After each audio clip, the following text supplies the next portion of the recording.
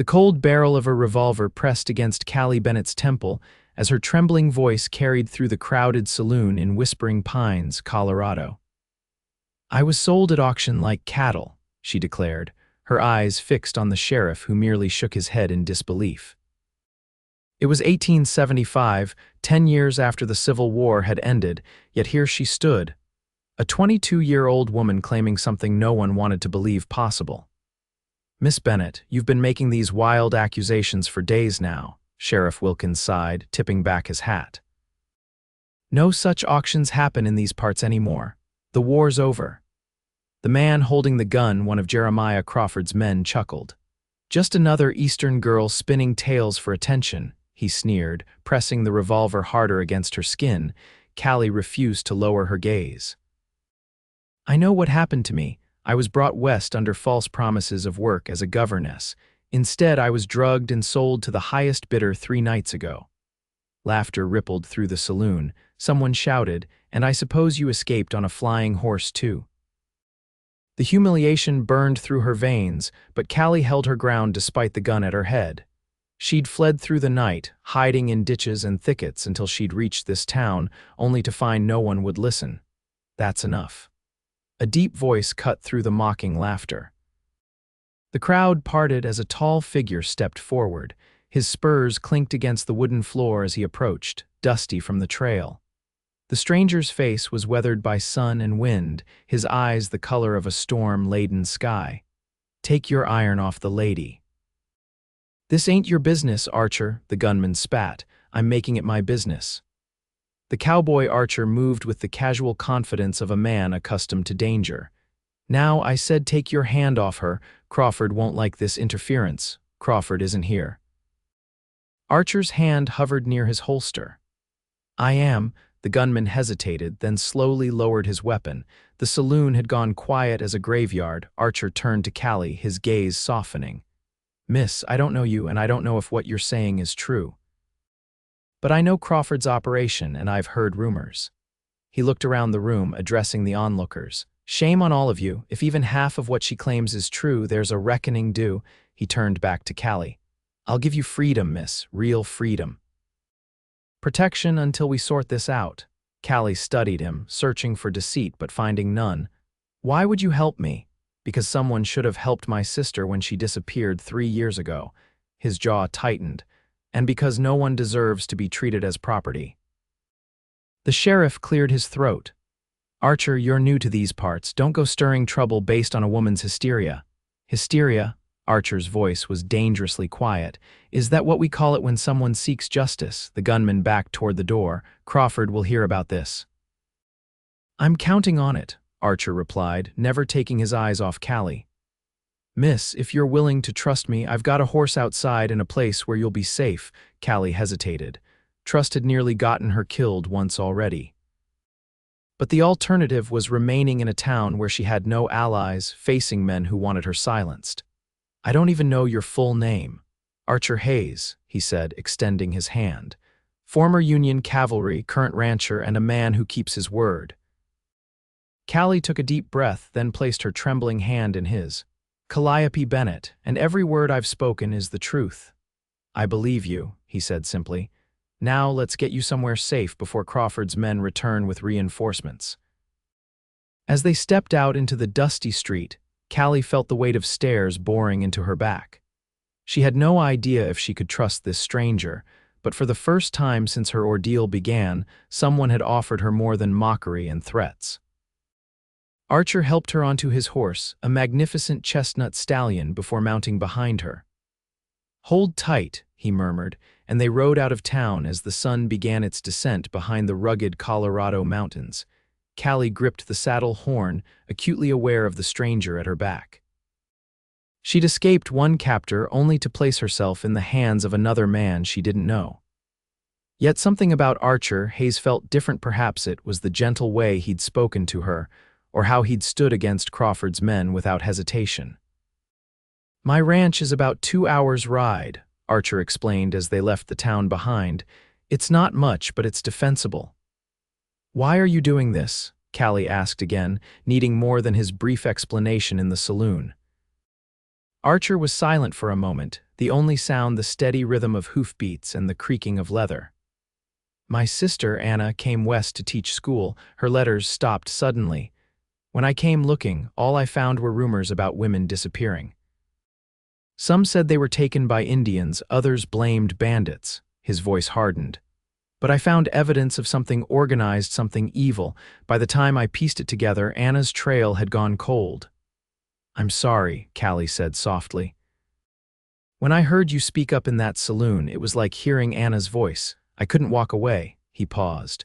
"Will you tell me what happened to you? Only if you're ready." Callie closed her eyes, memories washing over her like ice water. I answered an advertisement in a Boston newspaper. A wealthy mining family in Denver needed a governess for their children. The pay was generous. They even sent train fare. She swallowed hard. The man who met me at the station wasn't what I expected, but he had the family's name on a card. He offered me tea at a hotel before the journey to their home. The tea was drugged, Archer guessed. Callie nodded. I woke up in a cellar with other women. Some had been there for weeks. They told me what was coming, that we would be showcased to buyers. I didn't believe them at first. "This is America, not some foreign slave market," her voice caught, but they were right. 3 nights ago, we were bathed, dressed in fine clothes, and brought before a group of men. They bid on us like we were horses. She trembled at the memory. "I was purchased by a man named Hargrove for his mining camp, but during the transfer, I managed to escape when their wagon broke an axle." "Hargrove," Archer repeated, the name clearly familiar to him. "He owns the Silver Peak mine, and he's one of Crawford's associates." They rode in silence for a while, the landscape transforming from flat plains to rolling foothills. "Miss Bennett," Archer finally said, "what you've described confirms what I've suspected for years. Crawford and his associates have been operating this network across several territories. The authorities either don't believe it exists or are paid to look the other way." "Then what hope do I have?" Callie asked bitterly. "Me," Archer replied simply, "and the evidence we're going to gather. You're not just a witness, Miss Bennett. You're a survivor who can identify faces, locations, procedures. With your testimony and my resources, we can expose them." "At what cost?" Callie turned slightly to look at him. "They'll kill us both." A grim smile touched Archer's lips. "They can try. I've survived worse than Jeremiah Crawford." As they crested a hill, Archer pointed to a valley below where a modest ranch sprawled beside a creek. A sturdy log house stood at its center, flanked by a barn and corral. Smoke curled from the chimney. "Welcome to Redemption Ranch," he said. "It's not much compared to what you might be used to in Boston, but it's beautiful," Callie interrupted honestly. After days of terror, the peaceful homestead looked like paradise. As they approached, a figure emerged from the barn, a tall, broad-shouldered man with graying hair. "That's Mose," Archer explained. "Former Buffalo soldier, now my ranch foreman and the closest thing to family I have out here. He can be trusted completely." Mose watched them approach, his weathered face impassive until he noticed Callie, then his eyebrows rose in question. Archer dismounted first, then helped Callie down. Her legs nearly buckled after the long ride, and he steadied her with a gentle hand at her elbow. "Mose, this is Miss Callie Bennett. She'll be staying with us for a while." Mose nodded respectfully. "Madam." "Any friend of Archer's is welcome here. Miss Bennett needs protection," Archer explained. "She's escaped from Crawford's operation." Understanding dawned in Mose's eyes. "Like your sister?" "Yes," Mose's expression hardened. "Then she's doubly welcome. I'll ready the guest room and keep watch tonight." Inside, the ranch house was simple but comfortable. A large stone fireplace dominated the main room, with sturdy furniture arranged around it. Bookshelves lined one wall, unexpected in a cowboy's home. "You can freshen up," Archer said, gesturing to a hallway. "Mose will prepare something to eat. You must be hungry." Callie nodded gratefully. In the small bedroom, she found a basin of water and clean towels.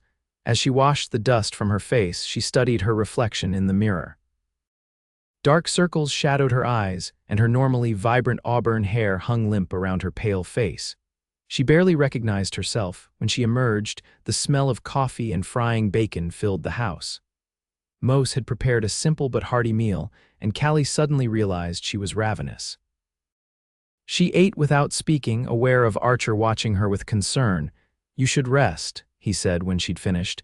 "We can talk more tomorrow about what to do next." "I can't just hide here," Callie protested. "Those other women, they're still captives. Every day I spend in safety is another day they suffer." Archer nodded. "I understand, and I promise we'll act, but you need to recover your strength first, and we need a plan better than charging in with guns blazing." "You have such a plan?" she challenged. A shadow of a smile crossed his face. "Not yet, but I will by morning." He hesitated. "Miss Bennett, I want you to know that you're free to leave anytime. This isn't another cage." The sincerity in his eyes touched something in Callie. "Thank you, Mr. Hayes. But I have nowhere else to go, and Crawford's men will be looking for me." "Then stay as long as you need. We'll face this together." That night, lying in the unfamiliar bed, Callie listened to the sounds of the ranch, so different from Boston's busy streets or the terrifying silence of her captivity. She heard Mose's heavy footsteps as he patrolled outside, and occasionally Archer's voice as he spoke quietly to his foreman. Despite her exhaustion, sleep eluded her. When she closed her eyes, she saw the auction room again, the leering faces, the humiliation of being examined like livestock. She saw the other women too, their eyes empty of hope.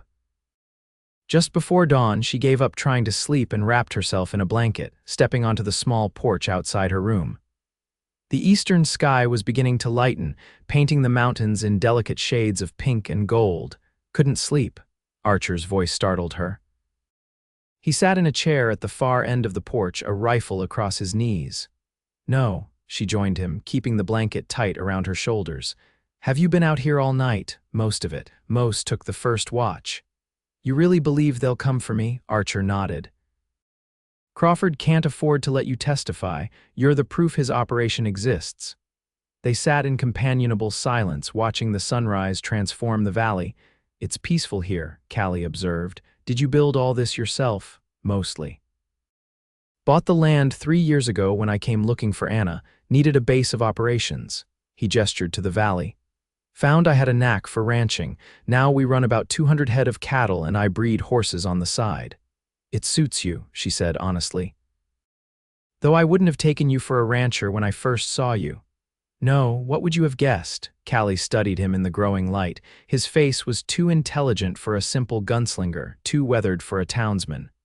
A lawman, perhaps. Or a soldier who never quite left the war behind. Something flickered in his eyes. "Perceptive, I was both for a time. After the war I marshaled in Kansas until politics and corruption drove me out." He shifted in his chair. "But that's enough about me. Tell me about Boston, about your life before all this." Callie looked out at the valley, remembering a world that now seemed impossibly distant. "I grew up in a merchant family, comfortable but not wealthy. My father died 2 years ago and my mother followed 6 months later. The family business went to my brother, who has no head for it. Within a year, he'd gambled away our inheritance and the business." She pulled the blanket tighter. "I was trained as a teacher but couldn't find a position that paid enough to live on. The governess advertisement seemed like providence." A bitter laugh escaped her. "Some providence you couldn't have known," Archer said gently. "Perhaps I should have. My brother always said I was too trusting." She sighed. "What will happen to those other women, Mr. Hayes?" "Archer," he corrected, "and I don't know, but I intend to find out." He stood, stretching his tall frame. "I have an idea, but you won't like it. Tell me anyway. We need to identify the buyers and find where they take the women. The only way to do that is to attend an auction." He held up a hand as she started to protest. "Not as merchandise, as a buyer." Callie stared at him. "You want to pretend to be one of them? It's the fastest way to gather evidence. I've been trying to infiltrate Crawford's circle for months, but they're cautious. With your information, I might finally succeed. It's dangerous." Yes, he didn't bother denying it, but less dangerous than leaving those women to their fate. Callie considered his words. "If you go, I'm going with you." "Absolutely not. You need me," she insisted. "I can identify the men who captured me, the building where they held us. Besides, a man traveling alone might raise suspicions, but a man with his companion would seem more authentic. Archer's jaw tightened. I won't put you in danger again. I'm already in danger, Callie reminded him. And this is my fight too. Before he could argue further, Mose appeared around the corner of the house, his expression grim. Riders coming, 4 of them, moving fast. Archer was on his feet instantly. Get inside, both of you. Mose, take Miss Bennett to the cellar. There's a hidden room behind the wine rack. What about you? Callie asked, alarmed. I'll meet them out front. No sense hiding, they've already seen the smoke from our chimney. He checked his revolver. If shooting starts, get her out through the tunnel, head for Widow Parker's place. Mose nodded, taking Callie's arm. Come, miss. As Mose led her inside, Callie glanced back to see Archer striding toward the front of the house, his rifle held casually but ready. For the first time, she saw not the rancher but the soldier, a man prepared for battle. The cellar was cool and dark, smelling of earth and apples. Mose moved a rack of wine bottles to reveal a small door built into the wall. In here, he whispered. Stay quiet no matter what you hear. Callie ducked into the space barely larger than a closet, and Mose pulled the rack back into place, leaving her in darkness. She pressed her ear to the thin wooden wall, straining to hear. Faintly, she made out the sound of hoofbeats, then men's voices. She couldn't distinguish words, only tones, Archer's steady and calm, another man's sharp and demanding. The conversation continued for what seemed like hours but was probably only minutes. Then a gunshot shattered the morning quiet. Callie bit back a scream, her heart hammering against her ribs. More shots followed, 3, 4, 5 in rapid succession. Then silence, more terrible than the gunfire. She waited, barely breathing, every muscle tense. Footsteps overhead, moving across the floor. Then the cellar door opened and heavy boots descended the stairs. Miss Bennett, Archer's voice. It's safe to come out now. Relief flooded through her as the wine rack moved aside. Archer stood there, a bloodied bandage wrapped hastily around his left arm, but otherwise unharmed. You're hurt, she gasped, reaching for his arm. Just a graze. He helped her out of the hiding place. Crawford's men won't be bothering us again, are they? Dead, no, 2 wounded, 1 unconscious, 1 running back to his boss with his tail between his legs. Archer's expression was grim, but they'll be back with more men next time. Upstairs, Mose was binding the hands of the unconscious man while keeping his rifle trained on the 2 wounded men seated against the wall. They glared at Callie with undisguised hatred. This one, she said, pointing to the oldest of the 3, a man with a graying beard and cold eyes. He was at the auction. He worked for Hargrove. The man spat on the floor. You're dead, girl, both of you. Crawford doesn't forget and he doesn't forgive. Neither do I, Archer replied calmly. He turned to Mose. Get these 3 secure in the root cellar. We'll take them to the federal marshal in Denver when we go. Denver? Callie questioned. That's where the next auction will be held, according to our friend here. Archer nodded toward the gray-bearded man. 3 days from now, you can't just walk in there, the man sneered. Crawford knows your face now. Perhaps. Archer smiled thinly. But he doesn't know all my faces. After Mose had taken the prisoners away, Archer sat heavily at the kitchen table, allowing Callie to properly bandage his arm. The bullet had indeed only grazed him, but it had left a deep furrow that would leave yet another scar on his already marked skin. You've been shot before, Callie observed, noticing older scars as she worked. Hazard of my former profession. He winced as she tightened the bandage. The war left its marks, and marshaling in Kansas territory added a few more. Why did you leave that life? Archer was silent for a moment. I believed in the badge and what it stood for, but too many wore it while serving themselves instead of justice. His eyes darkened with memory. The final straw was a case much like this woman disappearing. When I investigated, I found the town's mayor and judge were involved. My own deputy tried to kill me when I gathered evidence against them. What happened? I survived. They didn't. He said it simply, without bravado or regret. But the territorial governor buried the case, said it would cause too much scandal. That's when I turned in my badge. Callie finished securing the bandage. And now you're willing to risk your life again for strangers. For justice, he corrected. And for Anna. Every woman rescued brings me closer to finding what happened to her. His dedication moved her. In Boston, men had spoken of honor and duty, but few had demonstrated it when tested. Here, in this rough country, she'd found a man whose actions matched his words. "If we're going to Denver," she said, "we need a plan, a disguise as you suggested." Archer nodded. "I have a friend in town, a photographer who does theatrical work. He can help transform my appearance, but you," he looked at her critically, "we need to make you unrecognizable too." "I can cut my hair," Callie offered, touching her long auburn locks. "That won't be necessary. A good wig and different clothes will be enough." He stood, testing his injured arm. "We'll leave at first light tomorrow. Mose will stay with the prisoners and mind the ranch."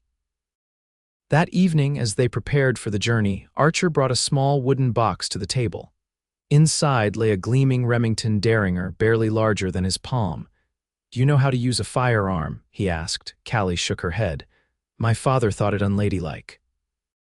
"Then it's time you learned." He placed the Derringer in her hand, showing her how to hold it. "This is small enough to hide in a pocket or sleeve, but powerful enough at close range. 2 shots make them count." For the next hour, he taught her the basics of loading, aiming, and firing the small pistol. Her first shot at a bottle placed on the fence went wild, but by the 10th attempt, she was hitting her target consistently. "Good," Archer approved. "Keep this with you at all times from now on." The weight of the weapon in her pocket was strange but oddly comforting. For too long, she'd been powerless. Now, at least, she had some means of defense. They left before dawn, riding double on Archer's stallion. Mose stood in the doorway, his rifle ready as they departed. "God go with you both," the former soldier called after them. The town of Whispering Pines was just waking up when they arrived. Archer led her to a small shop tucked between the gunsmith and the undertaker. A hand-painted sign read, "Abernathy's Photographic Studio and Curiosities." The man who greeted them was as peculiar as his shop, short and round, with extravagant whiskers and spectacles that magnified his eyes to owlish proportions. "Archer Hayes," he exclaimed. "I feared you dead after that business with Crawford's men yesterday." "Not yet, Abernathy." Archer closed the door behind them. "We need your other talents today." The photographer's eyes gleamed with interest as he looked at Callie. "The mysterious lady from the saloon, I presume. The whole town's talking about you, my dear." "Then you understand why we need disguises," Archer said. "We're bound for Denver to attend a certain exclusive event." Understanding dawned on Abernathy's face. "Ah, the auction." At Callie's startled look, he added, "I hear things, Miss Bennett. People talk freely around a photographer. They think of me as furniture." He bustled to the back of his shop, returning with a leather case. "For you, Archer, I think a gentleman from San Francisco, wealthy, discreet, with questionable morals." He opened the case to reveal an assortment of facial hair and cosmetics. A touch of silver at the temples, different eyebrows, a neat beard instead of that frontier stubble. For the next hour, Abernathy worked on Archer's appearance. When he finished, a different man stood before Callie, distinguished, somewhat older, with the polished look of old money. "Now for the lady," Abernathy said, turning to Callie. "Something dramatic, I think." From another case, he produced a black wig of sleek, straight hair. "This with cosmetics to darken your complexion slightly will make you exotic. A Spanish beauty, perhaps, or an Italian countess fallen on hard times."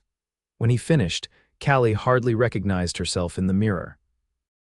Her auburn curls were hidden beneath the straight black wig, her fair skin subtly darkened, her green eyes accentuated with kohl in a way that would have scandalized Boston society. "Perfect," Archer murmured, studying her. "No one who knew Callie Bennett would recognize you as Contessa Valentina Rossi," Abernathy supplied with a flourish. "Widowed in unfortunate circumstances and now dependent on the generosity of her American protector, Mr. Samuel Blackwood of San Francisco." Archer raised an eyebrow. "You've given this some thought." "I was an actor before I was a photographer," Abernathy confessed. "Now, for clothing, the Contessa will need something appropriate." From a wardrobe in the back room, he produced a gown of deep burgundy silk, cut in the latest fashion but with a slightly risque neckline. This belonged to a theatrical company that couldn't pay their bill. It should fit with minor adjustments. For Archer, he found a black suit of fine quality with a silk waistcoat and gold watch chain. Every detail matters in a performance, my friends. You must become these people completely. By noon, the transformation was complete. Archer paid Abernathy generously, adding, "If we're not back in a week, get word to Marshall Gardner in Denver. Tell him everything." The photographer nodded solemnly. "Be careful, my friend, Crawford's reach is long." They departed Whispering Pines on the afternoon stage to Denver, now traveling as Mr. Blackwood and his Italian companion. Archer had secured a private compartment, allowing them to speak freely during the journey. "Tell me everything you remember about the auction," he said as the coach rattled along the mountain road. "Every detail, no matter how small." Callie closed her eyes, forcing herself to revisit memories she'd tried to suppress.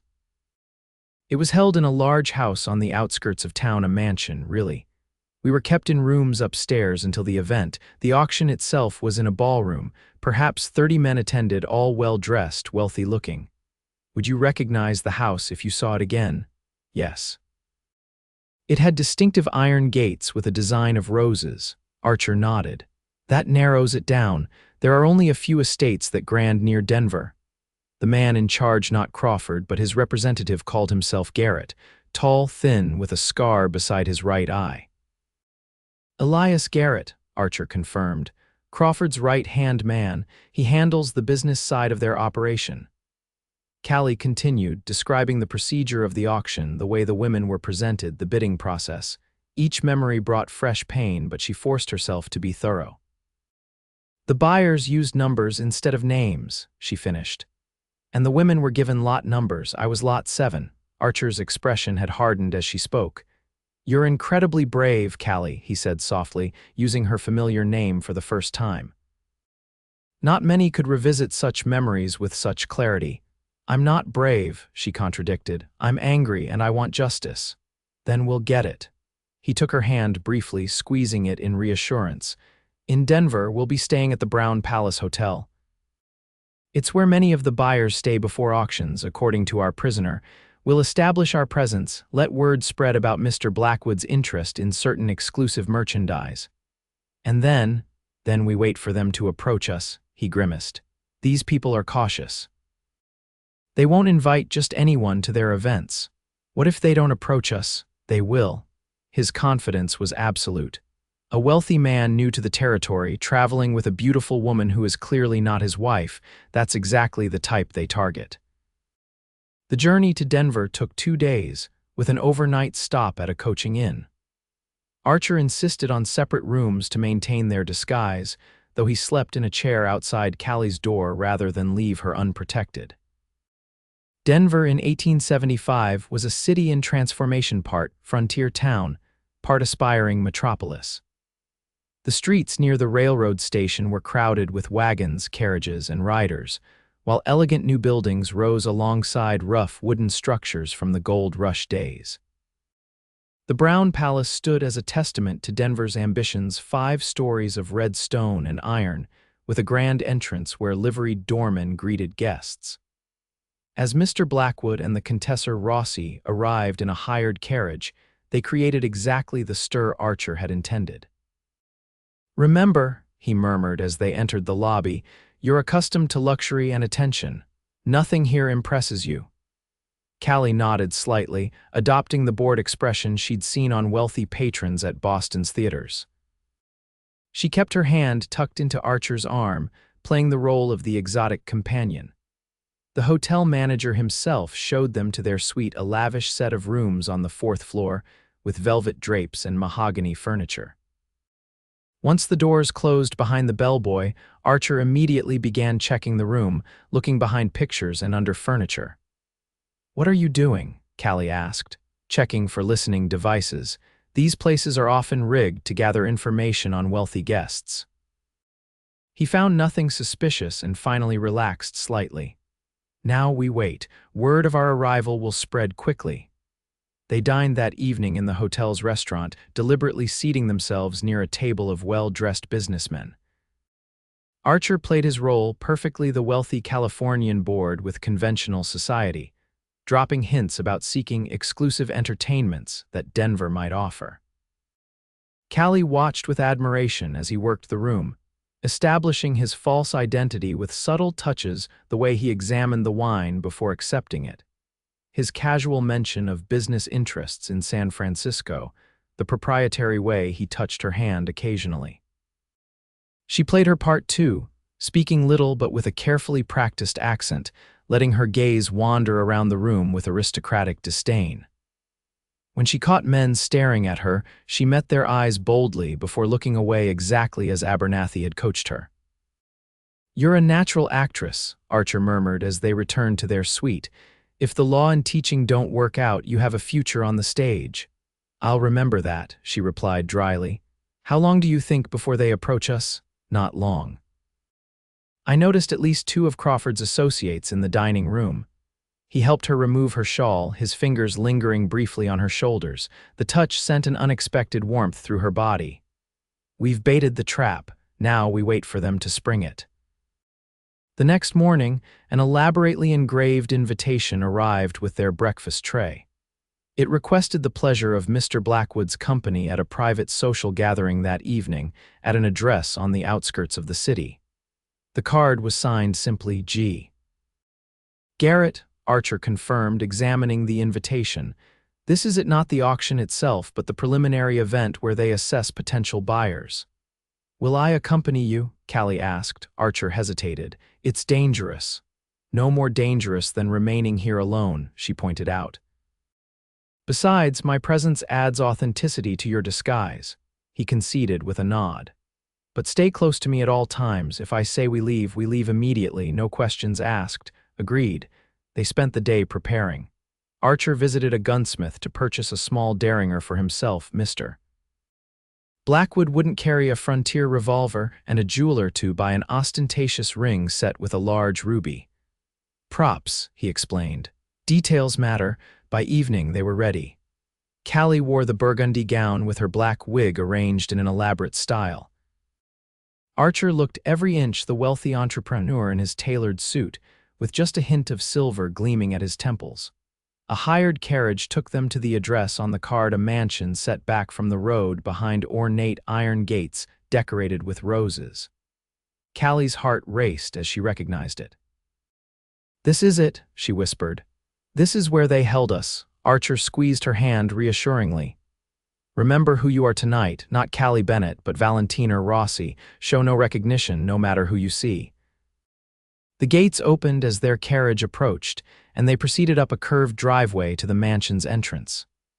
Liveried servants greeted them, taking Archer's card and ushering them into a grand foyer where perhaps 20 guests already mingled. "Mr. Blackwood," a voice greeted them. A tall, thin man approached the scar beside his right eye, barely visible beneath skillfully applied cosmetics. "I'm Elias Garrett. Welcome to our little gathering." Archer shook his hand, his manner coolly cordial. "A pleasure. Denver has proven more interesting than I anticipated." Garrett's gaze slid to Callie, assessing her with the practiced eye of a man who viewed women as merchandise. "And your lovely companion is?" "Contessa Valentina Rossi," Archer supplied, "an acquaintance from my European travels." "Enchanted," Garrett said, taking Callie's gloved hand and bowing over it. She forced herself to smile, fighting the revulsion that threatened to overwhelm her. This was the man who had sold her like cattle just days ago. "Your reputation precedes you, Mr. Blackwood," Garrett continued. "Your interests in California are quite diverse, I understand." "I find conventional investments tedious," Archer replied. "I prefer ventures with more immediate returns." Garrett smiled thinly. "Then I believe you'll find tonight's gathering enlightening. Please enjoy the refreshments. We'll have a more private discussion later." As he moved away to greet other guests, Archer guided Callie toward the refreshment table. "You're doing wonderfully," he murmured. "Can you identify any other men from the auction?" Callie scanned the room carefully. The heavy man by the fireplace was there, and the older gentleman with the white beard. Judge Hollister, Archer identified the bearded man, supposedly one of Denver's most upstanding citizens. They circulated through the room, Archer expertly playing his role while Callie identified more of her captors. The evening progressed with the superficial pleasantries of any social gathering, but underneath ran currents of something darker. Finally, Garrett approached them again. "Mr. Blackwood, perhaps you'd care to join us in the library. A few gentlemen are discussing a business opportunity that might interest you, of course." Archer turned to Callie. "Entertain yourself for a few minutes, my dear, I won't be long." Callie nodded, understanding the necessity of their separation, but fearing it nonetheless. As Archer followed Garrett from the room, she found herself alone among predators. She moved to the terrace doors, seeking fresh air and a moment to collect herself. The night air was cool against her flushed skin as she stepped outside. The terrace overlooked formal gardens illuminated by lanterns hung from tree branches. "You seem troubled, Contessa," a voice said beside her. Callie started, turning to find Judge Hollister standing nearby, watching her with calculating eyes. "Not troubled, Your Honor, merely appreciating the night air." She kept her accent consistent, remembering her role. "Your Honor," he raised an eyebrow. "How did you know my profession?" Callie's heart skipped a beat at her mistake. "Mr. Blackwood mentioned meeting a distinguished judge this evening. I assumed it was you." Hollister studied her face intently. "You remind me of someone, a young woman I saw recently." "I doubt that, sir. This is my first visit to Denver." "Yes, but the resemblance is quite remarkable." He moved closer. "Tell me, Contessa, how long have you known Mr. Blackwood?" "Long enough," she replied evasively. "Strange. I have associates in San Francisco and they've never mentioned him." His eyes narrowed. "In fact, when I telegraphed inquiries this morning, no one seemed to know of a Samuel Blackwood with your description." Callie's blood ran cold. "Perhaps your associates move in different circles." "Perhaps." His hand closed around her wrist, surprisingly strong for his age. "Or perhaps you and your companion are not who you claim to be." Before Callie could respond, the terrace doors opened and Archer stepped out.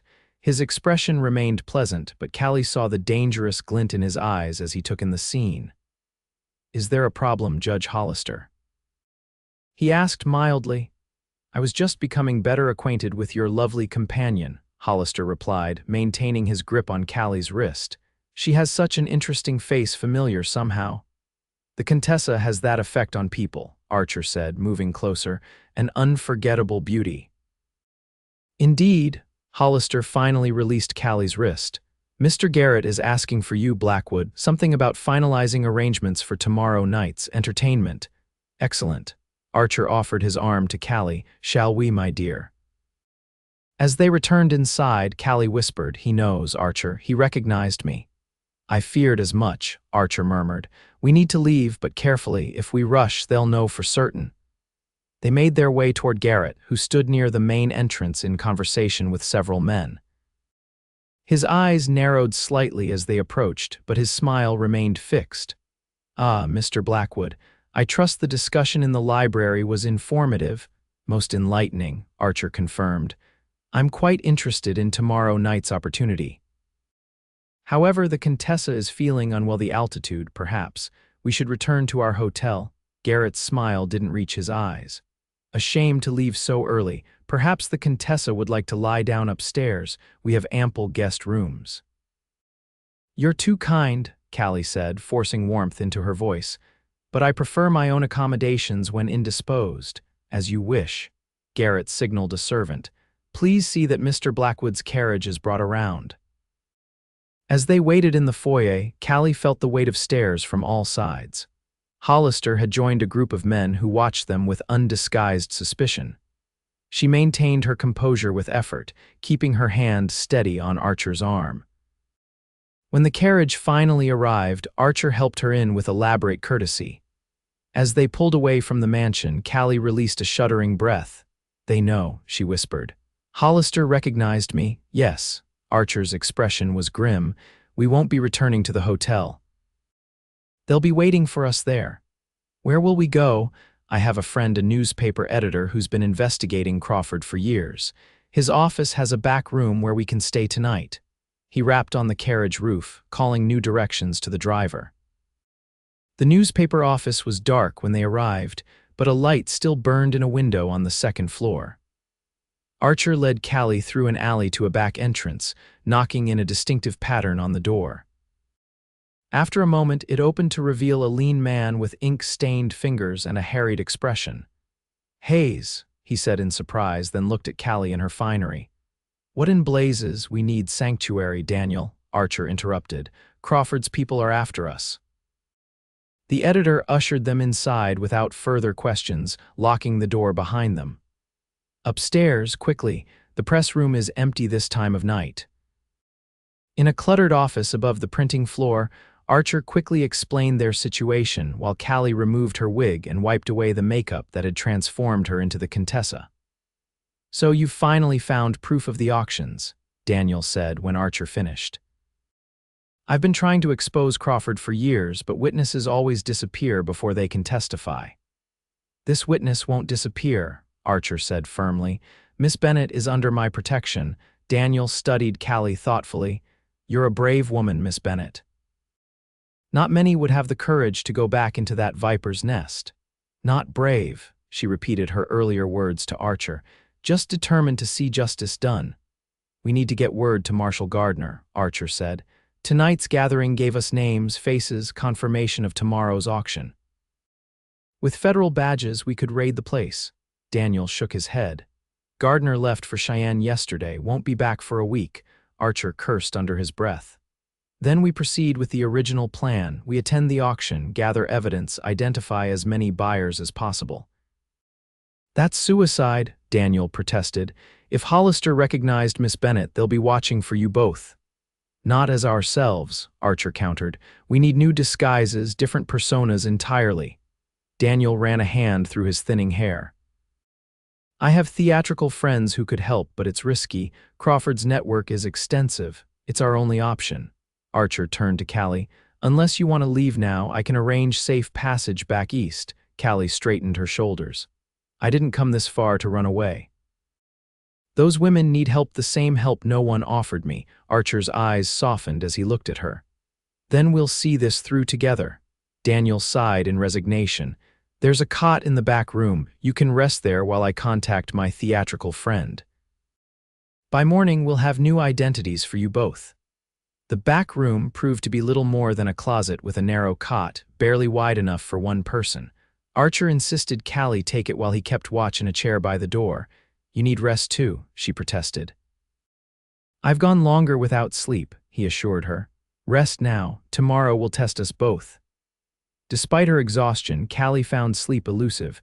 Every time she closed her eyes, she saw Judge Hollister's calculating gaze, felt his grip on her wrist. She shifted restlessly on the uncomfortable cot. "Can't sleep?" Archer asked softly from his position by the door. "No." She sat up, drawing her knees to her chest. "I keep thinking about the women who will be sold tomorrow night, about what happens to them afterward." Archer was silent for a moment. "In the war," he finally said, "I learned that you can't save everyone, but every person you do save matters." "Is that why you've dedicated your life to finding your sister, because she matters?" "Yes," his voice was rough with emotion, "and because no one else was looking for her. The authorities wrote her off as just another missing woman who probably ran off with a man or died of fever." He leaned forward, his face half illuminated by the sliver of light from under the door. "When I find the men responsible, I may not be able to control what I do to them." The raw honesty in his voice touched Callie deeply. "I understand," she said simply. "I feel the same way about Garrett and Hollister. The difference is you're better than that," Archer replied. "You want justice, part of me just wants revenge." "Perhaps we need both," Callie suggested. "Justice for the future, revenge for the past." A ghost of a smile touched his lips. "You're a remarkable woman, Callie Bennett, and you're a remarkable man, Archer Hayes." She hesitated, then asked the question that had been on her mind since he'd first helped her in the saloon. "Why did you really help me that day? Was it only because of your sister?" Archer considered the question. "At first, yes. You reminded me of Anna not in looks, but in spirit. There was a fire in your eyes even as they held a gun to your head." He paused. "But since then, it's become about you. Your courage, your determination, your refusal to be a victim." His words warmed her in a way no compliment ever had. No one has ever seen me that way before, she admitted. In Boston, I was just Charles Bennett's spinster daughter, then his widow's burden. Then Boston was blind, Archer said simply. The moment stretched between them, filled with unspoken feelings. Callie found herself wishing he would cross the small room, take her in his arms, tell her that whatever happened tomorrow, they would face it together. Instead, he stood and stretched. Try to sleep, I'll keep watch. By morning, Daniel had arranged their new disguises. This time, Archer would become a grizzled bounty hunter from Montana territory, complete with an eye patch and a pronounced limp. Callie would be his niece, a plain young woman in modest clothing who acted as his assistant and caretaker. Bounty hunters occasionally sell captured women to Crawford instead of returning them for reward money, Daniel explained as they applied the disguises. Especially when the women are wanted for minor crimes not worth much bounty. So I'm pretending to sell a captive, Archer questioned. No, you're inquiring about selling one in the future. You've heard about these auctions and want to establish a connection for next time you capture a suitable woman. Daniel helped attach the false beard to Archer's face. You're attending as an observer tonight to see how the operation works. The transformation was remarkable. Archer's imposing height remained, but the eye patch, facial hair, and stooped posture made him unrecognizable as either Archer Hayes or Samuel Blackwood.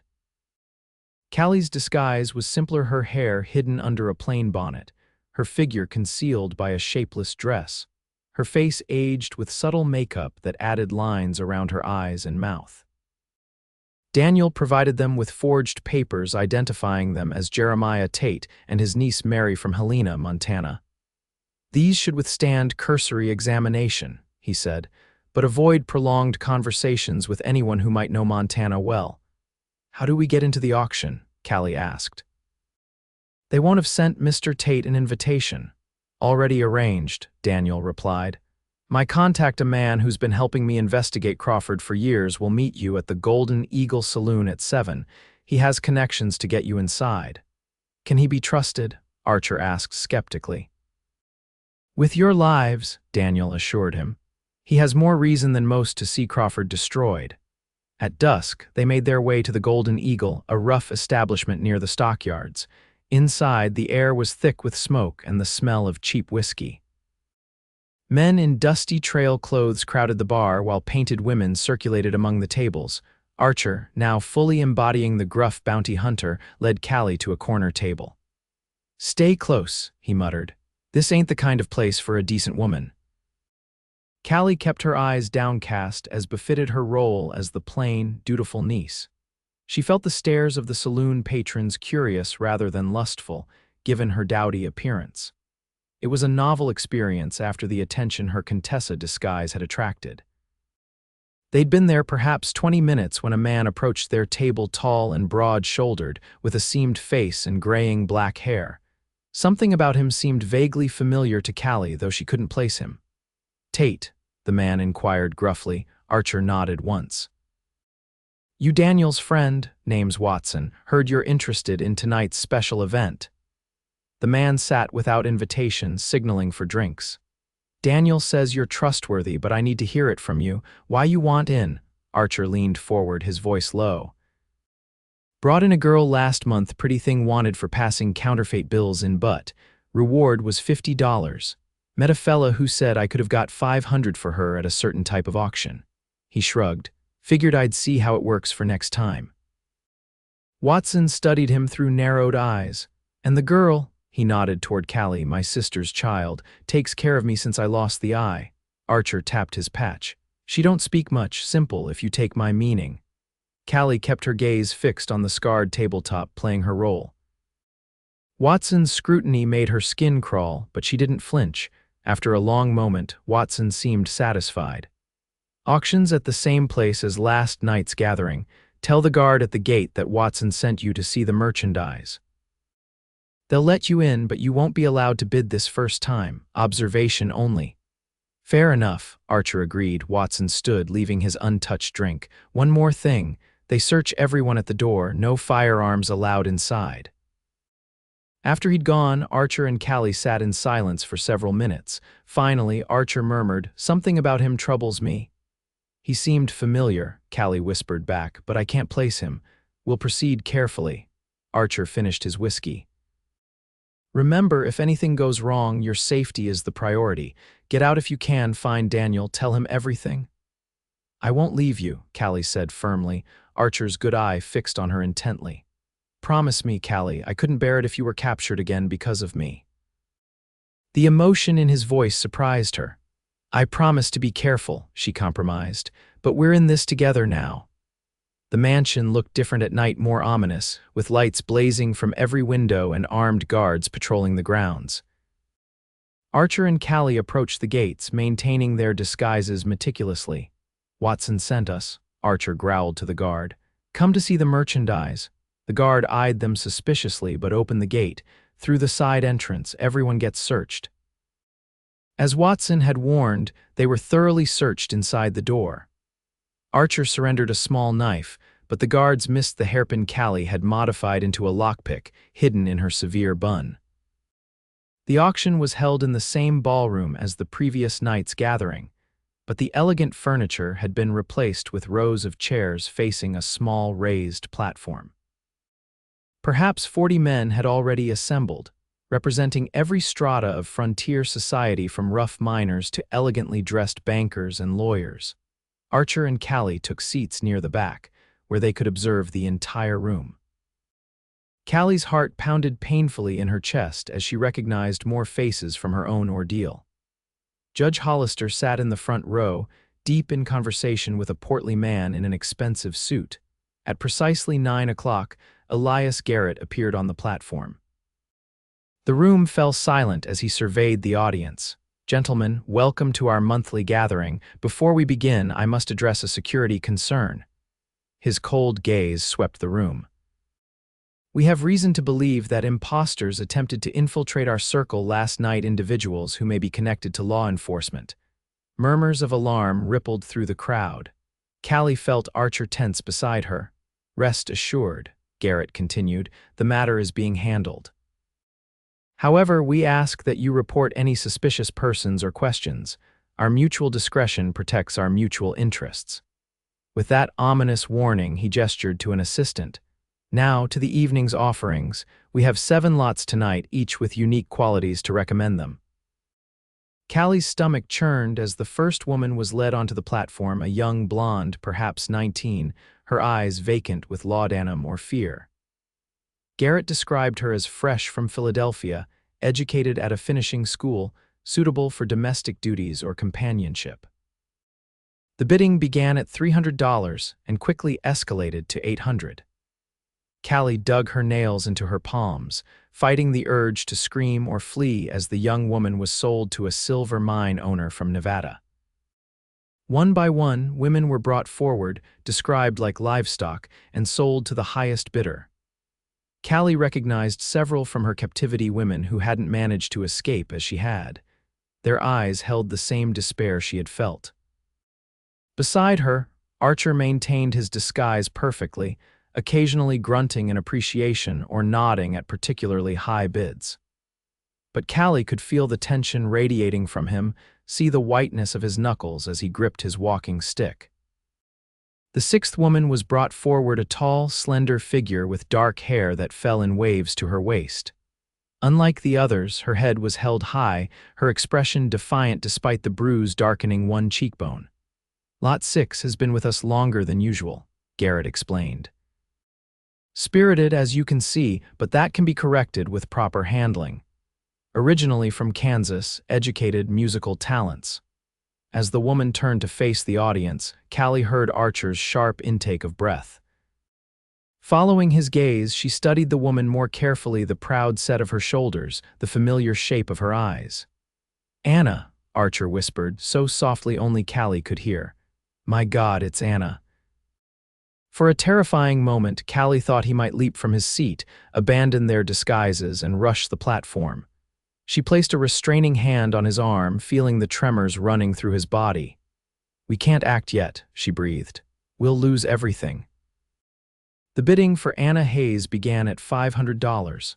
Archer watched in silent agony as men callously bid on his sister's life, the price climbing steadily. When it reached $1,200, Garrett declared the bidding closed. Anna was led from the platform, her purchaser a well-dressed man with cold eyes following to complete the transaction. "We have to follow them," Archer muttered. "We will," Callie promised, "but we need to see this through first." The final woman was brought forward, a redhead who reminded Callie painfully of herself. As Garrett began his sales pitch, a commotion erupted at the back of the room. "Federal marshals," a voice shouted. "Nobody move." Chaos erupted as men leapt from their seats, some drawing hidden weapons, others rushing for exits. Garrett disappeared through a door behind the platform as uniformed men pushed into the ballroom. "Now." Archer grabbed Callie's hand, pulling her not toward the exits but toward the door where Anna had been taken. They fought through the panicking crowd, Archer's size and strength clearing a path. Behind them, gunshots echoed through the ballroom. Callie caught glimpses of badge-wearing men wrestling auction attendees to the ground. "How?" she gasped as they reached the hallway. "The marshal was supposed to be in Cheyenne." "Later," Archer replied tersely. "We need to find Anna." The hallway branched in 3 directions. Archer hesitated, then chose the right-hand corridor. They moved swiftly, checking rooms as they went. Most were empty, but in one they found terrified women huddled together, the merchandise who hadn't yet been presented. "You're safe now," Callie told them quickly. "Federal marshals are here. Stay together and wait." At the end of the corridor, they found a staircase leading down. As they descended, they heard voices, one male, angry and demanding, and one female, coldly defiant. "Paid good money for you," the man was saying. "3 years I've been searching, and now I'll die first," came the woman's reply. They reached the bottom of the stairs in time to see Anna Hayes backed against a wall, facing her buyer who held a derringer pointed at her heart. "Perhaps that can be arranged," the man said silkily. "Put down the gun." Archer's voice cracked like a whip. He had shed his disguise, the eye patch gone, his posture straight and intimidating. "Step away from my sister."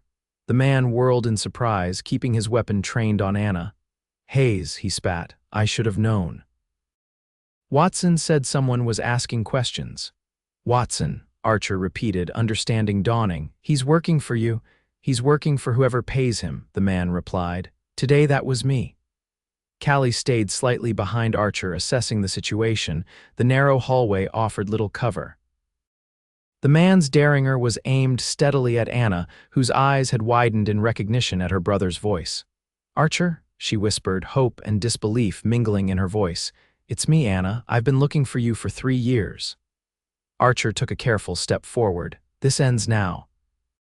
"Let her go," the man laughed.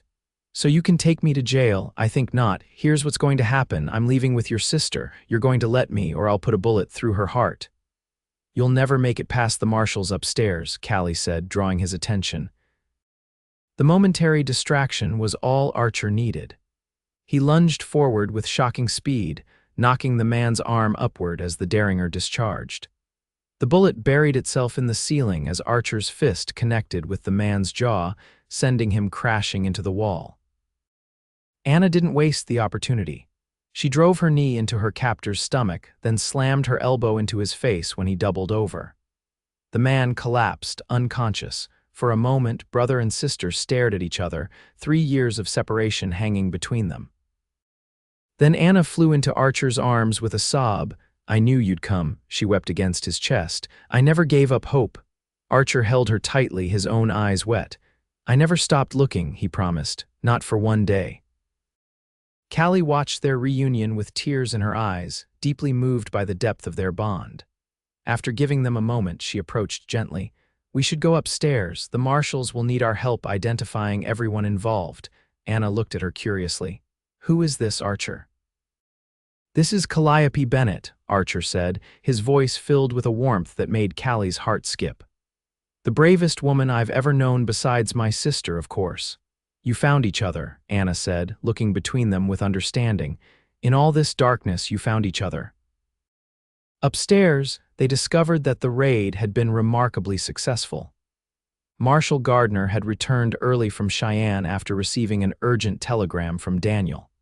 With deputies from 3 counties, he had surrounded the mansion and captured most of the buyers, as well as Garrett himself. Crawford, however, remained at large. He wasn't here tonight, Gardner explained as they gathered in what had been the auction room. But with Garrett's testimony and the evidence we've gathered, we'll find him. Callie provided detailed descriptions of everyone she remembered from her own auction, while Anna, despite her ordeal, insisted on doing the same. Together, they helped identify over 30 men involved in the human trafficking operation. "You've both shown extraordinary courage," the marshal told them. "Your testimony will ensure these men face justice."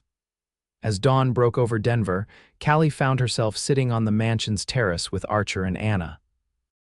The marshals had finished processing the scene and they were finally free to leave. "What happens now?" Callie asked quietly. Archer looked at his sister, then back to Callie. "Anna needs time to recover. I thought we might all return to Redemption Ranch. It's peaceful there, all of us." Callie questioned, hardly daring to hope. Archer took her hand, his eyes earnest as he gazed at her. "Callie, when I thought I might lose you in that chaos tonight, I realized something I should have admitted days ago. I'm in love with you." Joy bloomed in Callie's heart. "Even though we've only known each other for such a short time, time doesn't matter," he said simply. "Not when you find the person who makes you feel whole." Anna smiled at them both. "Some things don't need time, some things just are." Callie looked at Archer, this man who had believed her when no one else would, who had risked everything to help her find justice. "I love you too," she said softly. "I think I have since you stood up for me in that saloon." He leaned forward, brushing his lips against hers in a gentle kiss that held the promise of 1,000 more. "Then come home with us," he murmured against her mouth. "Help me build something worth fighting for." "Yes," she whispered back. "Yes to all of it." 1 year later, Redemption Ranch had transformed. The modest homestead had expanded to include a school where Anna taught the children of neighboring ranchers. A new wing had been added to the main house, and the cattle herd had doubled in size. On a perfect autumn afternoon, Callie stood on the porch, watching as Archer worked with a young colt in the corral. Her hand rested on her slightly rounded belly where their first child grew. They had married 3 months after returning from Denver, in a simple ceremony attended by Anna, Mose, Daniel, and a few friends from town. Marshal Gardner had been there too, bringing news that Jeremiah Crawford had finally been captured in San Francisco, trying to establish a new trafficking operation. The trial had been difficult but ultimately triumphant. With testimony from Callie, Anna, and 6 other women who had been rescued in the raid, Crawford and his associates had been sentenced to life in prison. Judge Hollister had hanged himself rather than face trial, but most of the others involved were serving long sentences. The newspaper Daniel published had exposed the entire network, leading to investigations in other territories and states. Slowly but surely, the human trafficking operations were being dismantled across the West. "Penny for your thoughts," Archer said, coming up behind Callie and wrapping his arms around her. She leaned back against his chest, savoring his warmth. "I was thinking about how much has changed in a year, how much good has come from something that began so terribly." "You changed everything," he said, placing his hand over hers on her belly. "You had the courage to speak the truth even when no one believed you. Except you," she reminded him. "You believed me." He turned her gently to face him. "And I always will, every word, every dream, every hope."